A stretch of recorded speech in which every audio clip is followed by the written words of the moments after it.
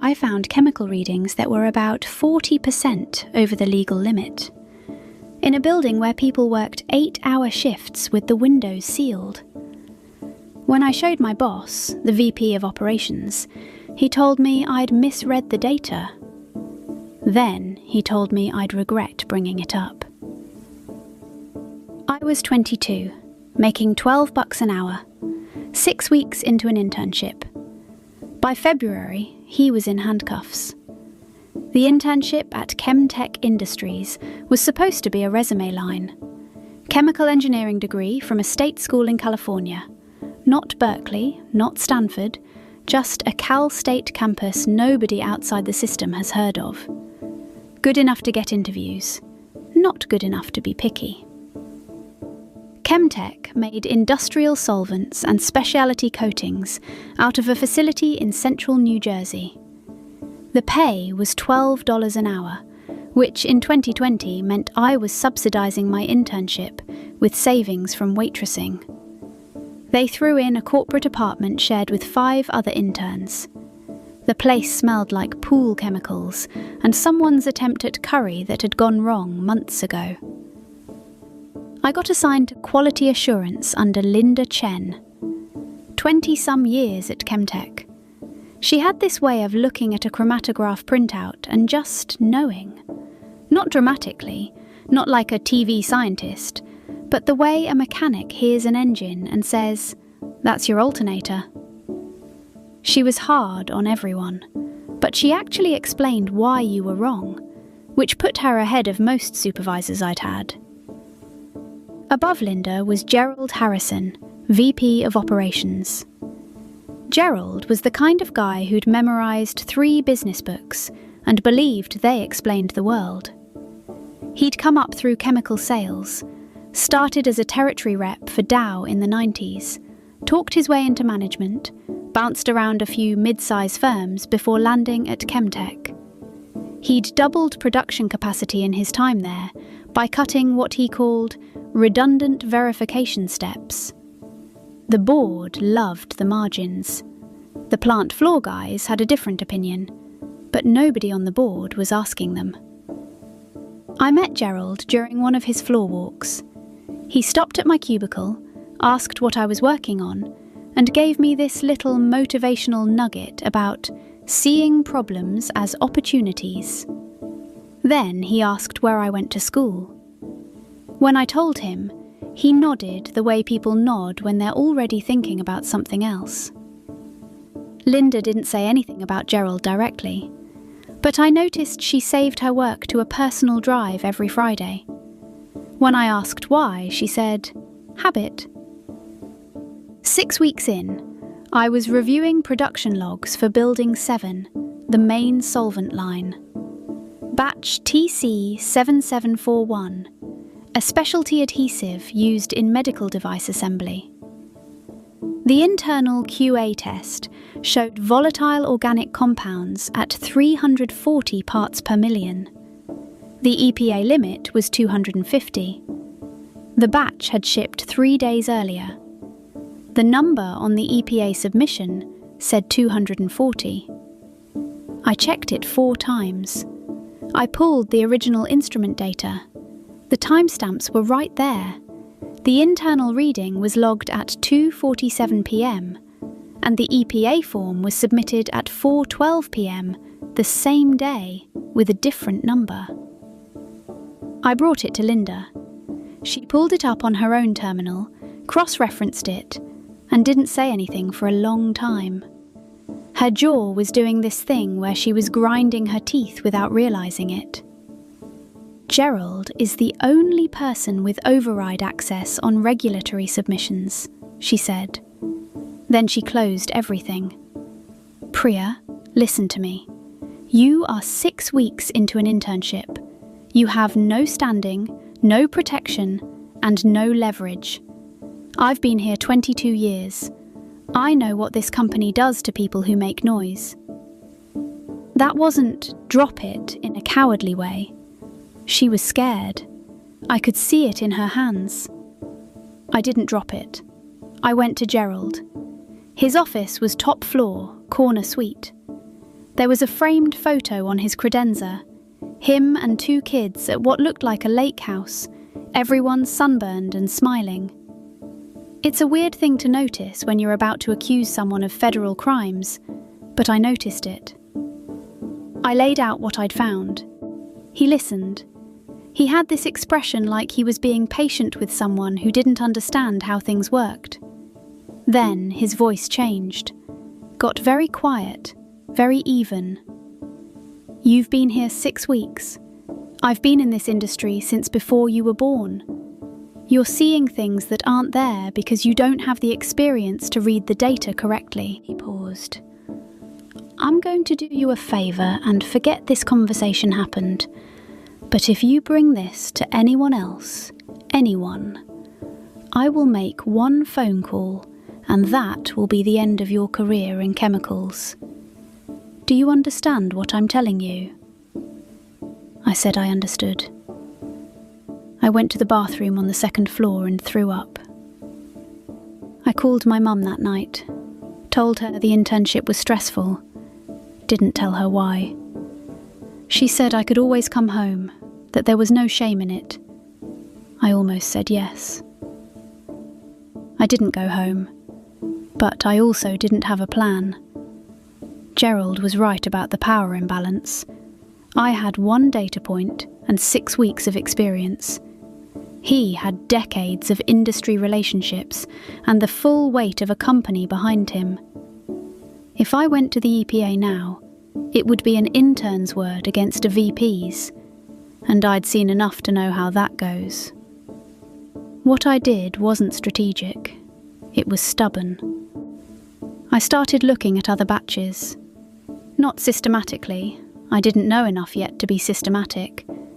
I'd pull a production log, try to match it to the regulatory submission, and half the time I couldn't even find the right form because ChemTech's filing system was a nightmare of nested folders with inconsistent naming.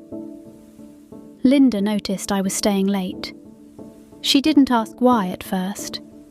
Then, one evening, she found me staring at a batch log I couldn't make sense of, and she sat down and showed me how to cross-reference the internal tracking numbers with the EPA submission codes. I don't think she was helping me build a case. I think she was just being a supervisor. But after that, she started leaving her office door open when I was working late, and sometimes she'd wander over and answer questions I hadn't figured out how to ask yet. Once, she said, "You know, when they cut QA staffing 3 years ago, I wrote a memo about what would happen. Gerald filed it and never responded." That was the closest she came to saying what she actually thought. She never told me to investigate. She never offered to help. But she stopped telling me to drop it, and she left breadcrumbs, filing cabinet locations, database query shortcuts, the name of the guy in IT who could pull archived server logs. I think Linda had been sitting on her own anger for years and didn't know what to do with it. I was doing something with mine, and she couldn't quite bring herself to stop me. Over about 10 weeks, the rest of the summer and into fall, I found maybe a dozen reports where the numbers didn't match. Not 23. Not some neat, devastating pile. 12 reports where I was confident the data had been altered, and another 6 or 7 where something looked off, but I couldn't prove it. I made mistakes. I accidentally CC'd Linda on an email I'd meant to send to myself, a comparison of 2 batch numbers. She never mentioned it. I also spent 2 weeks chasing a discrepancy in Building 3 that turned out to be a legitimate calibration adjustment, which made me doubt everything else I'd found. The doubt was the worst part. Some nights I'd lie in that chemical-smelling apartment and think, what if Gerald's right? What if I'm a 6-week intern who doesn't know how to read the data? What if I blow the whistle and it turns out I'm wrong, and I've destroyed my career over a misunderstanding? But the numbers were the numbers. I kept going back to them, and they kept not adding up. In October, I sent a tip to the EPA's Region 2 office. Anonymous. Short. I gave them 2 specific batch numbers and told them to compare the internal QA logs with the submitted forms. Then nothing happened. For weeks. I checked the news every morning, refreshed the EPA enforcement page. Nothing. I started to think I'd formatted the tip wrong, or sent it to the wrong office, or that they got 100 tips a week and mine was sitting in a pile somewhere. Then, in mid-November, ChemTech got an inspection notice. Gerald held a meeting. He was calm, assured, told everyone inspections were routine, nothing to worry about. He made a joke about bureaucrats needing to justify their budgets. A few people laughed. The night before the inspection, I went to the office. I told myself I was just checking that the files I'd referenced were still accessible, that nothing had been moved or deleted. But honestly, I was terrified. I sat at my desk for an hour without doing anything useful, just refreshing my email and listening to the building settle. The inspection was November 15th. 3 EPA people. The lead was a woman I later learned was named Morrison. Gerald met them at the door, friendly, cooperative, offered to show them around personally. I watched from across the floor. I saw Morrison pull up something on a terminal in Building 7's control room. She frowned, called one of her colleagues over. They were in there for a long time. By early afternoon, the tone had shifted. No more small talk. They were requesting specific documents, and Gerald's body language had changed. He was still smiling, but he kept touching his tie, adjusting his cuffs. They left with boxes, copied drives. 3 weeks later, the EPA announced a formal investigation. Gerald was placed on leave. I called the Department of Justice's Environmental Crimes hotline. This time, I gave my name. The DOJ attorney, a guy named David Chen, was skeptical. I could hear it in his voice. He probably got calls like this regularly. I sent him what I had. The 12 confirmed reports, the supporting data, the timeline. He called back the next day. His tone was different. Gerald was indicted on counts related to Clean Air Act violations, false statements, and obstruction. I don't remember the exact breakdown. My lawyer explained it to me 3 times, and I still couldn't keep the categories straight. I testified over 2 days. His defense attorney tried to make it about me, my age, my experience, my grudge. He asked if I'd gone to Gerald's office hoping to get promoted. He asked if I'd been romantically rejected. I kept my answers short and pointed them back to the data. It was the hardest thing I've ever done. My voice cracked twice, and I pretended it didn't. Gerald got 8 years. Not 12, not 20. 8. His lawyer negotiated. During the trial, I learned something I hadn't known. Gerald had a son with severe asthma. The irony of that. A man falsifying air quality data whose own kid couldn't breathe well. I still don't know what to do with it. It didn't make me feel good. It made the whole thing feel heavier. ChemTech got hit with about 35 million in fines and an ongoing pile of civil suits. 2 other managers were quietly let go. The board brought in an outside compliance team. Linda took over as interim VP of operations. She reinstated the QA positions that had been cut. She never once acknowledged what I'd done, and I never asked her to. We had an understanding that worked better unspoken. I'd like to say companies lined up to hire me. They didn't. Whistleblowers make people nervous. I heard through a friend that one hiring manager called me a liability. I spent 3 months after graduation applying to jobs and hearing nothing. Linda eventually offered me a QA position at ChemTech.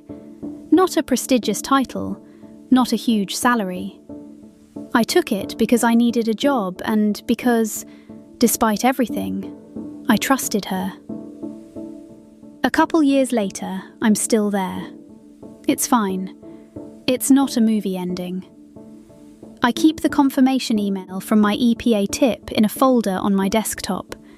Not framed, not pinned to the wall, just in a folder. Sometimes I open it when I'm having a bad day. Not because it makes me feel powerful, because it reminds me I almost didn't send it. Subscribe. New story every week.